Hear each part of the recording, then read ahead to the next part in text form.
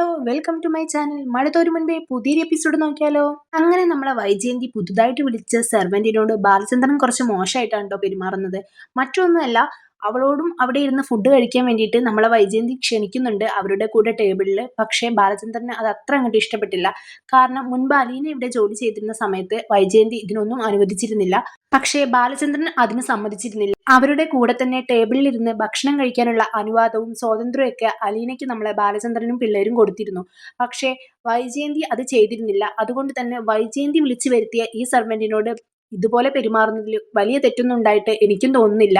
സുനിത ഭക്ഷണം കഴിക്കാൻ വരട്ടെ എന്ന് പറഞ്ഞിട്ട് നമ്മളെ ബാലചന്ദ്രൻ തുടങ്ങി വെക്കുന്നുണ്ട്. സുനിത വൈജയന്തി പറഞ്ഞത് കേട്ടിട്ട് ടേബിളിൽ ഇരുന്ന് ഭക്ഷണം കഴിക്കാൻ നിൽക്കുകയായിരുന്നു. ആ സമയത്താണ് നമ്മളെ ബാലചന്ദ്രൻ ഇങ്ങനെ പറഞ്ഞത്. അതോടുകൂടിയിട്ട് ഭക്ഷണം കഴിക്കാൻ പുറപ്പെട്ട സുനിത അവിടെ നിന്നു. ആ സമയത്ത് നമ്മളെ വൈജയന്തി ഒരു നിമിഷം നോക്കുന്നുണ്ട് കേട്ടോ. എന്താ ഇപ്പോൾ ഇങ്ങനെ പറയാൻ കാരണം എന്ന് വിചാരിച്ച് നോക്കുകയാണ്. ഒരു ദേഷ്യത്തോടുള്ള നോട്ടാണ്. ഇതിന്റെ മുൻപും ഇവിടെ അലീന ജോലിക്ക് നിന്നിരുന്നു. അപ്പോൾ നീ ഇതിന് സമ്മതിച്ചിരുന്നോ? ഇല്ലല്ലോ. അവൾക്ക് ഇങ്ങനെ ഒരു അനുവാദം നീ കൊടുത്തിരുന്നോ? പിന്നെ എന്തിനാ ഇപ്പൊ നീ വിളിച്ചു വരുത്തിയ ഒരാൾക്ക് ഇങ്ങനെ ഒരു ഇത് കൊടുക്കുന്നതെന്ന് ചോദിക്കുന്നുണ്ട് കേട്ടോ. നിങ്ങൾ തന്നെയാണല്ലോ ജോലിക്ക് വരുന്നവർക്ക് ഇവിടെ ഇരുന്ന് ഭക്ഷണം കഴിക്കാനുള്ള സ്വാതന്ത്ര്യമൊക്കെ കൊടുത്തു തുടങ്ങിയത്. അപ്പൊ പിന്നെ ഞാനായിട്ട് എന്തിനാ ഇല്ലാതാക്കുന്നതെന്ന് ചോദിക്കുന്നുണ്ട് കേട്ടോ. അപ്പോ അത് നീ കൊണ്ടുവന്ന ആൾക്കല്ലേ, ഞാൻ കൊണ്ടുവന്ന ആൾക്ക് നീ അങ്ങനെ ചെയ്തിട്ടില്ലല്ലോ. അതുകൊണ്ട് നീ കൊണ്ടുവന്ന ആൾക്കും അതിന്റെ ആവശ്യം ഇവിടെ ഇല്ല എന്ന് പറയുന്നുണ്ട് കേട്ടോ. അതോട് കൂടിയിട്ട് അയമ്മ അവിടുന്ന് എണീക്കുന്നുണ്ട്. അത് കൃഷ്ണമോള് പറയാണ്, നിങ്ങൾ ഇവിടെ കുടുംബകലഹം ഉണ്ടാക്കാൻ വന്നതാണോ അതോ ജോലിക്ക് വന്നതാണോ? ഇത്രയും നേരം പറഞ്ഞതൊന്നും കേട്ടില്ലേ എന്ന് ചോദിക്കുന്നുണ്ട് കേട്ടോ. അന്നേരം കണ്ണടച്ചിട്ട് വൈജയന്തി നമ്മളെ ഈ സെർവന്റിനോട് കാണിക്കുന്നുണ്ട്. ഇതൊന്നും കണ്ട് പേടിക്കണ്ട എന്നുള്ള ലെവലിലാണ് അയമ്മ ഇത് ചെയ്യുന്നത് കേട്ടോ. എന്തായാലും ഞാനിവിടെ പ്രശ്നത്തിന് വന്നൊന്നുമല്ല, കൊച്ചമ്മ പറഞ്ഞപ്പോൾ ഞാൻ അങ്ങനെ ചെയ്തു എന്നുള്ളൂന്നും പറഞ്ഞിട്ട് സുനിത അകത്തേക്ക് കയറി പോകുന്നുണ്ട് കേട്ടോ. എന്തായാലും ബാലചന്ദ്രന് ഭയങ്കര ദേഷ്യം വന്നു. അതുപോലെ തന്നെ വൈജയന്തിക്കും തിരിച്ച് നന്നായിട്ട് ദേഷ്യം വന്നിട്ടുണ്ട്. സുനിത ആ ടേബിളിൽ ഇരുന്ന് ഭക്ഷണം കഴിക്കാൻ ഒരുങ്ങുകയാണെങ്കിൽ ബാലചന്ദ്രനും പിള്ളേർക്കും വേറെ ടേബിൾ ഒരുക്കേണ്ടി വരുന്ന അറിഞ്ഞ് ബാലചന്ദ്രൻ എണീറ്റിരുന്നു. അപ്പോഴാണ് പിന്നെ സുനിത അവിടെ ഇരുന്ന് കഴിക്കേണ്ടെന്ന് വിചാരിച്ചത്. പിന്നെ വൈജയന്തിയും കൂടുതലായിട്ടൊന്നും തർക്കിക്കാൻ നിന്നില്ല. ഇത് കൂടുതൽ പ്രശ്നങ്ങളിലേക്കാണ് പോവാന്നുള്ള കാര്യം മനസ്സിലായിട്ടുണ്ട്. അതേസമയം കുളത്തുപുഴയില് നമ്മളെ പൗലോസ് ചേട്ടൻ ടേബിളിൽ എല്ലാവർക്കും ഉള്ള ഭക്ഷണമൊക്കെ ഒരുക്കി വിളിക്കുന്നുണ്ട് കേട്ടോ കഴിക്കാൻ വേണ്ടിയിട്ട്. അങ്ങനെ നമ്മളെ അപ്പച്ചനെ കൈ പിടിച്ചിട്ട് നമ്മളെ അലീന കൊണ്ടുവരുന്നുണ്ട് ഭക്ഷണം കഴിക്കാൻ വേണ്ടിയിട്ട്. അങ്ങനെ അപ്പച്ചന് പ്ലേറ്റ് ഒക്കെ നിവർത്തി വെച്ച് കൊടുത്തിട്ട് ഭക്ഷണമൊക്കെ വിളമ്പി കൊടുക്കുന്നുണ്ട്. ഇതൊക്കെ സാധാരണ പൗലോസ് ചേട്ടനാണ് അവിടുന്ന് ചെയ്യാറ്. ആ പണിയൊക്കെ നമ്മൾ അലീനയായിട്ടോ ഇപ്പൊ ചെയ്യുന്നത്. അതൊക്കെ കണ്ടിട്ട് പൗലോസ് ചേട്ടൻ നമ്മൾ അലീനയെ ഒന്ന് അസൂയോട് കൂടിയിട്ട് നോക്കുന്നൊക്കെ ഉണ്ട് കേട്ടോ. അങ്ങനെ ഭക്ഷണം കഴിക്കാൻ വേണ്ടി സ്റ്റാൻലി പപ്പയും വന്നു. അങ്ങനെ എല്ലാവരും കൂടി ഇരുന്ന് ഭക്ഷണം കഴിക്കാണ്. ഭക്ഷണം കഴിക്കുന്നതിന് മുൻപ് അവിടെ സ്പൂണിലാണ് ഭക്ഷണം കഴിക്കുന്നത് കേട്ടോ. ഇത് അപ്പച്ചനും ശീലമായിട്ടുണ്ട്. പക്ഷെ പാവം നമ്മൾ അലീനയ്ക്ക് ഇതൊന്നും ശീലമില്ല. അവൾക്ക് കൈ കൊണ്ട് കഴിച്ചിട്ടേ ശീലമുള്ളൂ. അപ്പോൾ തൊട്ടടുത്ത് സ്പൂൺ വെച്ചിട്ടുണ്ട്. പക്ഷെ അവൾക്ക് എടുക്കാൻ ഒരു മടി. കാരണം ചോറും കറിയൊക്കെ എങ്ങനെയാ സ്പൂൺ ഉപയോഗിച്ച് കഴിക്കുക എന്നുള്ളൊരു ചിന്തയാണ് അവൾക്ക്. എന്തായാലും അവൾക്ക് സ്റ്റാൻലി പപ്പയെ ചെറുതായിട്ട് പേടിയുണ്ട്. കാരണം ടേബിൾ മാനേഴ്സ് കീപ്പ് ചെയ്യണമെന്ന് എപ്പോഴും പറയുന്ന ഒരു കാര്യമാണ്. അപ്പം അതുകൊണ്ട് ആലോചിച്ചിട്ട് പേടിയുണ്ട്. പക്ഷെ അവൾക്കത് പറ്റില്ല എന്ന് വിചാരിച്ചിട്ട് അവൾ ചെയ്തില്ല. അവൾ നേരെ കൈ കൊണ്ട് കുഴച്ചിട്ട് കഴിക്കാൻ വേണ്ടിയിട്ട് തുടങ്ങിയിട്ടോ. ആ സമയത്ത് തന്നെ സ്റ്റാൻലി പപ്പയ്ക്ക് ദേഷ്യം വന്നിട്ട് പറയുന്നുണ്ട്, അലീന നിന്നോട് ഞാൻ പല പ്രാവശ്യം പറഞ്ഞതാണ് ടേബിൾ മാനേഴ്സ് കീപ്പ് ചെയ്യണമെന്ന്, നീ എന്തുവാ കാണിക്കുന്നു എന്നൊക്കെ ചോദിച്ച് ചൂടാവുന്നുണ്ട് കേട്ടോ. അപ്പോൾ അന്നേരം അവൾക്ക് ഭയങ്കര സങ്കടമായി. കാരണം അവൾക്ക് ഇതൊന്നും ശീലമില്ല. അവൾ പറയുന്നുണ്ട്, ഞാൻ എങ്ങനെയാ ഇങ്ങനെ കഴിക്കുക. അപ്പച്ചനും പറഞ്ഞു അവൾക്ക് ഇഷ്ടമുള്ളതുപോലെ കഴിച്ചോട്ടെ, എല്ലാവർക്കും ഓരോ ശീലങ്ങളല്ലേ, അവൾക്ക് അത് ബുദ്ധിമുട്ടാണെങ്കിൽ അവൾ അങ്ങനെ ചെയ്യണ്ട, നീ എന്തിനാ അതിനിങ്ങനെ ചൂടാവുന്നതെന്നൊക്കെ ചോദിക്കുന്നുണ്ട് കേട്ടോ. അവൾ എൻ്റെ മോളാണ്, ഞാൻ പറയുന്നത് അവൾ കേൾക്കാൻ പാടുള്ളൂ. എനിക്കിവിടെ കുറച്ച് ചിട്ടയും കാര്യങ്ങളൊക്കെ ഉണ്ട്, അതിനനുസരിച്ച് ജീവിക്കണം. അവൾ ഇതിന്റെ മുൻപ് പല സ്ഥലത്തും ജീവിച്ചിട്ടുണ്ടായിരിക്കും. പക്ഷെ അവിടെ ഒന്നും ഇല്ലാത്ത നിയമം ഇവിടെയുണ്ട്, അത് പാലിക്കണം എന്നൊക്കെ പറഞ്ഞിട്ട് ഭയങ്കര സ്ട്രിക്റ്റ് ആയിട്ട് ചൂടാവുന്നുണ്ട് കേട്ടോ. അപ്പം അന്നേരം നമ്മളെ പാവം അലീന പറയുന്നുണ്ട്, എങ്ങനെയാ സ്പൂൺ ഉപയോഗിച്ച് ചോറും കറിയും തൊട്ടു തൊട്ടില്ല എന്ന രീതിയിൽ എങ്ങനെയാ കഴിക്കുക, എനിക്കത് അറിയില്ല, എനിക്ക് അതിനുള്ള ശീലമൊന്നും എനിക്ക് മുമ്പ് ഉണ്ടായിട്ടില്ല, അതുകൊണ്ടാണ് ഞാൻ ശ്രമിക്കുന്നുണ്ട്, എന്നെ കൊണ്ട് പറ്റുന്നില്ല, അതുകൊണ്ടല്ലേ എന്നൊക്കെ പറയുന്നുണ്ട് കേട്ടോ. വളരെ ദയനീയമായിട്ടാണ് പറയുന്നത്. അവളെ കാണുമ്പോൾ തന്നെ നമുക്ക് പാവം തോന്നും. പക്ഷേ സ്റ്റാൻലി പപ്പയ്ക്ക് അതൊന്നുമില്ല. വീണ്ടും ഇത് തന്നെയാണ് പറയുന്നത്, ടേബിൾ മാനേഴ്സ് കീപ്പ് ചെയ്യണം എന്നുള്ളത് എനിക്ക് മസ്റ്റ് ആയിട്ടുള്ള കാര്യമാണ്, അത് മാത്രമേ എനിക്ക് പറ്റില്ല. ഇവിടെ കുറച്ച് നിയമങ്ങളൊക്കെ ഉണ്ട്, അത് പാലിച്ചേ ഇവിടെ നിൽക്കാൻ പറ്റുള്ളൂ. ഞാനൊരു പട്ടാളക്കാരനാണ്.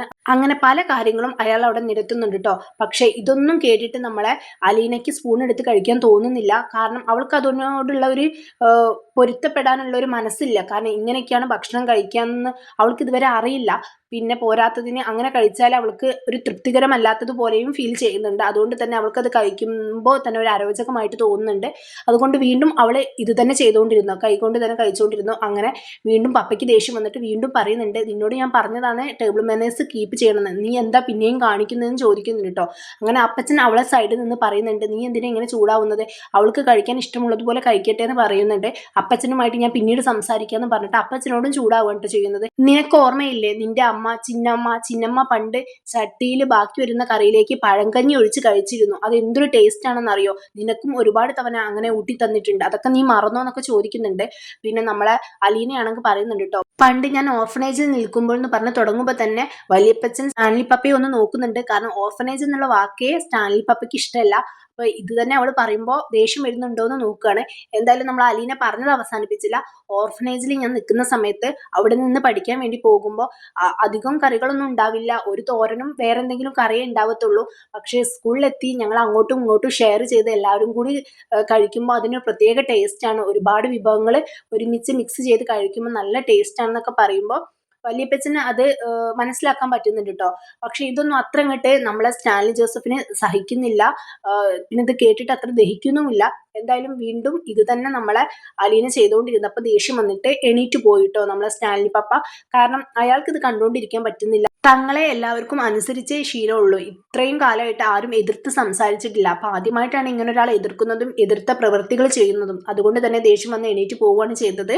പിന്നീട് അലീന കിടക്കാൻ നേരത്തെ റൂമിലെ ബെഡൊക്കെ വിരിച്ച് റെഡിയാക്കുമായിരുന്നു. ആ സമയത്താണ് വാതിൽ വന്നിട്ട് മുട്ടുന്നത്. അങ്ങനെ നോക്കുമ്പോൾ പപ്പയാണ്. അങ്ങനെ പപ്പ നീ ഉറങ്ങിയോ എന്ന് ചോദിക്കുന്നുണ്ട്. ഇല്ല, ഉറങ്ങാൻ റെഡി ആയിക്കൊണ്ടിരിക്കുകയാണെന്ന് പറയുന്നുണ്ട് കേട്ടോ. എന്നാൽ ശരി ഞാൻ പോവുകയാണെന്ന് പറഞ്ഞ് പോകുമ്പോൾ വേണ്ട പപ്പ കയറിക്കോളൂ, റൂമിലേക്ക് കയറിക്കോളൂ എന്ന് പറഞ്ഞിട്ട് അവൾ ക്ഷണിക്കുന്നുണ്ട്. അങ്ങനെ റൂമിലേക്ക് കയറിയതിന് ശേഷം വീണ്ടും ഓരോ കാര്യങ്ങൾ പറയുന്നുണ്ട് കേട്ടോ. ഇവിടെ ഇങ്ങനെയാണ്, ഓരോ വീട്ടിലും ഓരോ നിയമങ്ങൾ ഉണ്ടായിരിക്കും, നീ ഇതിൻ്റെ മുൻപ് പല സ്ഥലങ്ങളിലും നിന്നിട്ടുണ്ടായിരിക്കും, പക്ഷെ അവിടെ ഇല്ലാത്ത നിയമങ്ങൾ ഇവിടെ ഉണ്ടായിരിക്കും, അത് നീ പാലിച്ചേ പറ്റുള്ളൂ എന്നൊക്കെ പറഞ്ഞ് അവൾ ഇതാക്കുന്നുണ്ട്. പക്ഷെ ഇതൊന്നും കേട്ടിട്ട് അവൾക്ക് എന്തോ അതങ്ങോട്ട് അക്സെപ്റ്റ് ചെയ്യാൻ പറ്റുന്നില്ല. ഇവിടെ ഒരു ഡിസിപ്ലിൻ ഉണ്ടെന്നൊക്കെ പറയുന്നുണ്ട്. പോരാത്തതിന് ഇവിടെ എൻ്റെ ജോലിക്കാർ ഞാൻ പറയുന്നത് കേട്ടിട്ടാണ് ഇവിടെ നിൽക്കുന്നത്, പറയുന്ന സമയത്ത് എല്ലാ കാര്യങ്ങളും കൃത്യമായിട്ട് ചെയ്യുന്നുണ്ട്, അവർക്കും ഡിസിപ്ലിൻ ഉണ്ട്, ഇവിടെ നിൽക്കുന്ന എല്ലാവർക്കും ഒരു ഡിസിപ്ലിൻ ഉണ്ടെന്നൊക്കെ പറയുന്നുണ്ട് കേട്ടോ. ഞാൻ എൻ്റെ കാര്യങ്ങളും ചിട്ടയോടും സമയത്തിനുമാണ് എല്ലാ കാര്യങ്ങളും ചെയ്യുന്നതെന്നൊക്കെ പറഞ്ഞ് വലിയ ആളായിട്ട് പറയാണ്. പക്ഷെ ഇതൊക്കെ കേട്ടിട്ട് അലീനയ്ക്ക് അതത്ര ശരിയായിട്ട് തോന്നുന്നില്ല. അവൾ പറയുന്നുണ്ട്, എന്താണ് ഈ ഡിസിപ്ലിൻ എന്ന വാക്കുകൊണ്ട് ഉദ്ദേശിക്കുന്നത്, ഫുൾ ടൈം കയ്യിൽ സിഗരറ്റും അതുപോലെ തന്നെ മദ്യവും പിടിച്ച് നടക്കുന്നതാണോ പപ്പ പറയുന്നത് ഈ ഡിസിപ്ലിൻ എന്ന വാക്ക്? എനിക്കത് അങ്ങനെയായിട്ട് തോന്നുന്നില്ല, അതിന് ഡിസിപ്ലിൻ എന്ന് പറയില്ല. പിന്നെ ജോലിക്കാർ കാര്യങ്ങൾ ചെയ്യുന്നു എന്ന് പറഞ്ഞല്ലോ, അതിന് വിധേയത്വം എന്നാണ് പറയേണ്ടത്. കാരണം അവർക്ക് ജോലി ചെയ്ത് അതിനുള്ള ശമ്പളം കൊടുക്കുന്നുണ്ട്, അപ്പം അവരത് ചെയ്തേ പറ്റുള്ളൂ. അല്ലാതെ അതിന് ഡിസിപ്ലിൻ എന്ന് പറഞ്ഞത് ശരിയാവില്ല എന്ന് പറയുന്നുണ്ട് കേട്ടോ. ഞാൻ ഒരു ദിവസം പെട്ടെന്ന് പപ്പയോട് സിഗരറ്റ് വലിക്കരുത് അതുപോലെ തന്നെ മദ്യം കുടിക്കരുത് എന്നൊക്കെ പറയുമ്പോൾ പപ്പയ്ക്ക് അത് അക്സെപ്റ്റ് ചെയ്യാൻ പറ്റുമോ, പെട്ടെന്ന് തന്നെ അത് മാറ്റിയെടുക്കാൻ പറ്റുമോ? ഇല്ലല്ലോ. അതുപോലെ തന്നെയാണ് എനിക്ക് ഓരോ ശീലങ്ങളുണ്ട്, അതൊരു ദിവസം എന്നോട് പപ്പ അങ്ങനെ ചെയ്യരുതെന്ന് പറഞ്ഞാൽ പെട്ടെന്നൊരു ദിവസം എനിക്കത് ഇല്ലാതാക്കാൻ പറ്റില്ല. അതാണ് ഞാൻ പറഞ്ഞത്. പപ്പയ്ക്ക് ഞാൻ പറഞ്ഞത് വിഷമമായിട്ടുണ്ടെങ്കിൽ സോറി, വിഷമിപ്പിക്കാൻ വേണ്ടി പറഞ്ഞതല്ല എന്നൊക്കെ പറയുന്നുണ്ട് കേട്ടോ. അലീന ഇങ്ങനെ പറഞ്ഞപ്പം പപ്പയ്ക്കും ചെറുതായിട്ട് സങ്കടമായി. കാരണം തൻ്റെ മകള് വിവേക ബുദ്ധി ഉള്ളവളാണ്, കാര്യവിവരമുള്ള ആള് തന്നെയാണെന്നുള്ളത് മനസ്സിലാക്കാനുള്ള ഒരു ബുദ്ധിയൊക്കെ അയാൾക്ക് ഉണ്ട്. പക്ഷേ എല്ലാരെക്കാളും കൂടുതൽ ഗൗരവത്തിലും ദേഷ്യത്തിലും ഇന്ന കാര്യങ്ങൾ ഇന്ന രീതിയിലേ ചെയ്യാവൂ എന്നുള്ളൊരു ക്യാരക്ടറാണ് അയാള്. ഒന്നാമതൊരു പട്ടാളക്കാരൻ ആയതുകൊണ്ടായിരിക്കും. അപ്പൊ പെട്ടെന്ന് ഒരാൾ വന്നിട്ട് ഇത് ഒക്കെ തിരുത്താൻ വേണ്ടി നോക്കിയപ്പോൾ അയാൾക്കും അക്സെപ്റ്റ് ചെയ്യാൻ പറ്റിയില്ല. പക്ഷേ പതിയെ പതിയെ ഈ പപ്പയുടെ സ്വഭാവം ഈ മകള് മാറ്റിക്കോളും. എന്തായാലും നല്ല കാര്യങ്ങൾ മാത്രമേ നമ്മൾ അലീന പറഞ്ഞു കൊടുക്കുന്നുള്ളൂ.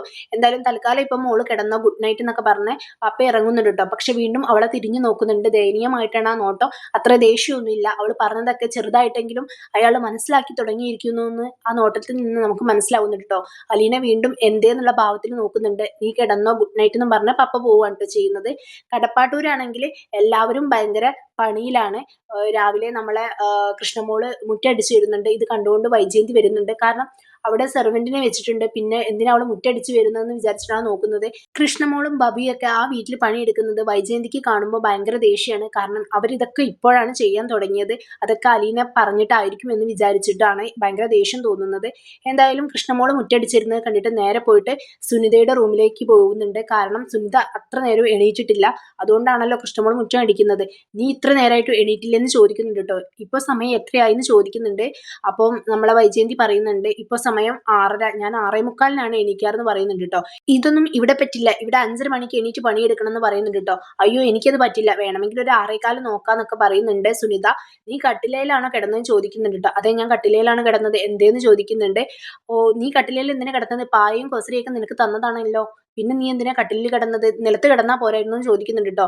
അയ്യോ എനിക്ക് ഭയങ്കര ഊരവേദനയാണ്, അതുകൊണ്ട് എനിക്ക് തറയിൽ കിടക്കാൻ പറ്റത്തില്ല സുനിത പറയുന്നുണ്ട്. പിന്നെ നമ്മളെ സുനിത വൈജയന്തിയെ ചേച്ചി ചേച്ചി എന്ന് വിളിക്കുന്നുണ്ട്. ആ വിളി നിർത്തണം എന്ന് പറയുന്നുണ്ട്. എന്നെ കൊച്ചമ്മ അല്ലെങ്കിൽ മേഡം എന്ന് വിളിച്ചാൽ മതി എന്ന് പറയുന്നുണ്ട് കേട്ടോ. എന്തായാലും ഒരു അടിമയെ പോലെ, അതായത് തന്റെ വീട്ടിലെ വേലക്കാരി, യാതൊരു വിലയും ഇല്ലാത്തൊരു വേലക്കാരിയെ പോലെയാണ് വന്നവരെയൊക്കെ നമ്മളെ വൈജയന്തി കാണുന്നത് കേട്ടോ. അവള് വലിയൊരു ഒരു മുതലാളിയെ പോലെ, വരുന്ന ഒരാള് ഭയങ്കര ഒരു ലോ ലെവൽ ആളെ പോലെയാണ് കാണുന്നത്. എന്തായാലും ഭയങ്കര മുതലാളിത്തം ചമയലാണ് നമ്മളെ വൈജയന്തിക്ക്. എന്തായാലും വേഗം പോയി പണിയെടുക്കാൻ വേണ്ടി പറയുന്നുണ്ട് കേട്ടോ. അങ്ങനെ വേഗം പണിയെടുക്കാൻ വേണ്ടിയിട്ട് സുനിത തയ്യാറാവുകയാണ് ചെയ്യുന്നത്. അങ്ങനെ ബബിയെ വിളിക്കുമ്പോൾ ബബി എല്ലാവരും അടുക്കളയിലായിരിക്കും. അപ്പോൾ കൃഷ്ണമോള് കാണിച്ചു കൊടുക്കുന്നുണ്ട് ബബിയെ, ബബി എന്ത് പണിയാണ് എടുക്കുന്നതെന്ന് കാണിക്കാൻ വേണ്ടിയിട്ടോ. ആ സമയത്ത് ബബിയൊക്കെ അടുക്കളയിൽ ബ്രേക്ക്ഫാസ്റ്റ് ഉണ്ടാക്കുന്ന തിരക്കിലായിരിക്കും. രോഹിയും കൂടി കൂടിയിട്ടുണ്ടായിരിക്കും കേട്ടോ. അവൻ ചിക്കനൊക്കെ നന്നാക്കുന്ന തിരക്കിലായിരിക്കും. അവരൊന്നും സാധാരണ ഇങ്ങനെ പണിയെടുക്കാറില്ല. അപ്പൊ ഇത്ര പെട്ടെന്നാണ് അവരൊക്കെ ഇങ്ങനെ മാറിയത്. അതുകൊണ്ട് തന്നെ വൈജയന്തിക്ക് ഭയങ്കര ദേഷ്യമുണ്ട്. ഞാൻ ഒറ്റയ്ക്ക് ഇവിടെ കിടന്ന് നെടുവീർപ്പ് ഇടുന്ന സമയത്ത് നിങ്ങൾ ആരും എന്നെ സഹായിക്കാറില്ലല്ലോ, അപ്പോഴൊന്നും നിങ്ങൾ എന്താ വരാഞ്ഞത്, ഇപ്പൊ എന്താ നിങ്ങൾക്ക് ഒരു മനമാറ്റം എന്നൊക്കെ ചോദിക്കുന്നുണ്ട്. അപ്പൊ അന്നേരം ഇവിടെ സെർവന്റ് ഉണ്ടായിരുന്നല്ലോ എന്ന് പറയുന്നുണ്ട് കേട്ടോ. സെർവന്റ് ഇല്ലാത്ത ദിവസങ്ങളിലും നിങ്ങൾ എന്നെ സഹായിക്കാറില്ലല്ലോ, അപ്പൊ അതോന്ന് ചോദിക്കുന്നുണ്ട് കേട്ടോ. ആ ദിവസങ്ങളിലൊന്നും ഞങ്ങൾക്ക് പണി അറിയില്ലായിരുന്നു, അമ്മ ഞങ്ങളെ പഠിപ്പിച്ചു തന്നിട്ടില്ലല്ലോ, ഇപ്പൊ ഞങ്ങൾക്ക് അലീന ചേച്ചി എല്ലാം പഠിപ്പിച്ചു തന്നു, അതുകൊണ്ട് ഞങ്ങൾക്ക് എല്ലാം അറിയാന്ന് പറയുന്നുണ്ട് കേട്ടോ. ആ പേര് പോലും ഇവിടുന്ന് മിണ്ടി പോകരുത്, ഞാൻ പറഞ്ഞതല്ല ആ പേര് പറയരുതെന്ന് കൃഷ്ണമോളോട് പറയുന്നുണ്ട് കേട്ടോ. അന്നേരം കൃഷ്ണമോള് പറയുന്നുണ്ട്, ഓ ഇനി ഞാൻ ആ പേര് പറയുന്നില്ല. എന്നാൽ അനാഥാലയത്തിൽ നിന്ന് അച്ഛനും മനുവേട്ടനും കൂടി കൊണ്ടുവന്നില്ല ഒരു പെൺകുട്ടി, ആ പെൺകുട്ടിയാണ് ഞങ്ങൾക്ക് ഇതെല്ലാം പഠിപ്പിച്ചു തന്നെന്ന് പറയുന്നുണ്ട് കേട്ടോ. നീ എന്നെ കളിയാക്കാണല്ലേ എന്ന് ചോദിക്കുന്നുണ്ട്. എന്തായാലും നിങ്ങൾ ആരും ഇവിടെ പണിയെടുക്കണ്ട, നിങ്ങൾ എല്ലാവരും പഠിക്കുകയാണ് ചെയ്യേണ്ടത്, അതുകൊണ്ടാണ് ഞാൻ ഇവിടെ ഒരു സെർവന്റിനെ വെച്ചത്, നിങ്ങൾ പണിയെടുക്കേണ്ട യാതൊരുവിധ ആവശ്യവും ഇവിടെ ഇല്ല എന്നൊക്കെ പറയുന്നുണ്ട് കേട്ടോ. എന്തായാലും വൈജയന്തി ഭയങ്കര ദേഷ്യത്തിലാണ്. പക്ഷെ അതിന്റെ മുൻപ് തന്നെ കൃഷ്ണമോള് ചായയൊക്കെ ഇട്ട് കൊടുത്തിരുന്നു കേട്ടോ വൈജയന്തിക്ക്. എന്തായാലും ഇതൊക്കെ കേട്ടിട്ട് നമ്മളെ ബബിക്ക് ഭയങ്കര ദേഷ്യം വന്നു. അവള് പറയുന്നുണ്ട്, ഒന്ന് നന്നാവാൻ സമ്മതിക്കില്ലല്ലേ. അങ്ങനെ അവൾ അടുപ്പത്തിട്ടിരുന്ന ചപ്പാത്തി മറിച്ചിട്ടിട്ട് അതിന്റെ കോരി വൈജയന്തിന്റെ കയ്യിൽ കൊടുത്തിട്ട് പറയുന്നുണ്ട്, ഇനി നിങ്ങൾ തന്നെ ചെയ്തോളൂ എന്ന് പറഞ്ഞിട്ട് പോകുന്നുണ്ട് കേട്ടോ. അവൾക്ക് ഭയങ്കര ദേഷ്യമായിട്ടുണ്ട് ഇതൊക്കെ കേട്ടിട്ട്. എന്തായാലും രോഹിത്തും പറയുന്നുണ്ട്, നിങ്ങൾ ഇവിടെ സ്നേഹത്തിലും സമാധാനത്തിലും പോവാൻ സമ്മതിക്കില്ലല്ലേ ഈ വീട്ടിൽ. അപ്പൊ വൈജയന്തി ചോദിക്കുന്നുണ്ട്, ഞാനാണ് ഇവിടുത്തെ സമാധാനം പോക്കിയത്, അവളല്ലേ ഇവിടുത്തെ സമാധാനം ഫുള്ള് പോക്കിയത് അവളാണ്, എന്നിട്ട് അവൾ ഇവിടെ സുഖമായിട്ട് ജീവിക്കുന്നു, ഇവിടുത്തെ സ്വർണവും പണവും ഒക്കെ കൊണ്ടുപോയിട്ട് സുഖമായിട്ട് അവൾ അവിടെ ജീവിക്കുന്നു എന്നൊക്കെ പറഞ്ഞിട്ട് നമ്മൾ അലീനയെ ഭയങ്കരമായിട്ട് ശപിക്കുന്നുണ്ട് കേട്ടോ. ഇതൊക്കെ കേട്ടിട്ട് കൃഷ്ണമോൾക്ക് ഭയങ്കര ദേഷ്യം വരുന്നുണ്ട്. അതുപോലെ തന്നെ രോഹിത്തിനും ഭയങ്കര ദേഷ്യം വരുന്നുണ്ട് കേട്ടോ. എന്തായാലും നമ്മളെ വൈജയന്തി കുറച്ചൊന്ന് ക്ഷീണിക്കും. കാരണം കൂടെ കൂടെ വൈജയന്തിയുടെ സ്വഭാവം ആകെ മാറുകയാണ് ചെയ്യുന്നത്. അലീന ഇവിടുന്ന് പോയി കഴിഞ്ഞാൽ എല്ലാം ശരിയാവുമെന്ന് വിചാരിച്ചിട്ടാണ് അലീന തന്നെ ഇവിടുന്ന് പോയത്. പക്ഷേ പ്രതീക്ഷകളൊക്കെ തെറ്റി വീണ്ടും ഈ വീട് വലിയ പ്രശ്നത്തിലേക്കാണ് പോയിക്കൊണ്ടിരിക്കുന്നത്. ബാലചന്ദ്രന് ഇപ്പോൾ തന്നെ വൈജയന്തിയെ നന്നായിട്ട് മടുത്തിട്ടും വെറുത്തിട്ടൊക്കെ ഉണ്ട്. ഇനിയും ഇത് കൂടാൻ മാത്രമേ ചാൻസ് ഉള്ളൂ. ഇങ്ങനെ പോവുകയാണെങ്കിൽ ഇവരുടെ ലൈഫ് തന്നെ അവതാളത്തിലേക്കാണ് പോകുന്നത്. പാവം നമ്മൾ അലീന വിചാരിച്ച കാര്യങ്ങളൊക്കെ നടക്കാതെ പോകും. എല്ലാത്തിനും ഒടുവിൽ നല്ലൊരു ദിവസം ഇവർക്ക് ഉണ്ടാവണമെങ്കിൽ സത്യങ്ങളൊക്കെ ഒരു ദിവസമെങ്കിലും നമ്മൾ വൈജയന്തി അറിയണം. എങ്കിൽ മാത്രമേ അവളുടെ സ്വഭാവത്തിൽ ചെറിയ എന്തെങ്കിലും മാറ്റം നമുക്ക് കാണാൻ സാധിക്കുകയുള്ളൂ. പക്ഷെ അങ്ങനെ ഇങ്ങനെയൊന്നും നമ്മളെ വൈജയന്തി ഇത് അറിയാൻ പോകുന്നില്ല. എന്തായാലും വലിയൊരു ട്വിസ്റ്റ് ഇനിയും സംഭവിക്കാൻ കിടക്കുന്നുണ്ട്. അപ്പൊ എന്തായാലും നമുക്ക് എല്ലാവർക്കും വെയിറ്റ് ചെയ്ത് കാണാം. അപ്പോൾ ആരെങ്കിലും എൻ്റെ ചാനൽ സബ്സ്ക്രൈബ് ചെയ്യാതെയാണ് കാണുന്നതെങ്കിൽ ഒന്ന് സബ്സ്ക്രൈബ് ചെയ്ത് സപ്പോർട്ട് ചെയ്യാൻ മറക്കരുത്. ഇതുപോലുള്ള റിവ്യൂസിനായിട്ട് ഈ ചാനൽ ഒന്ന് ഫോളോ ചെയ്യുക. ബൈ.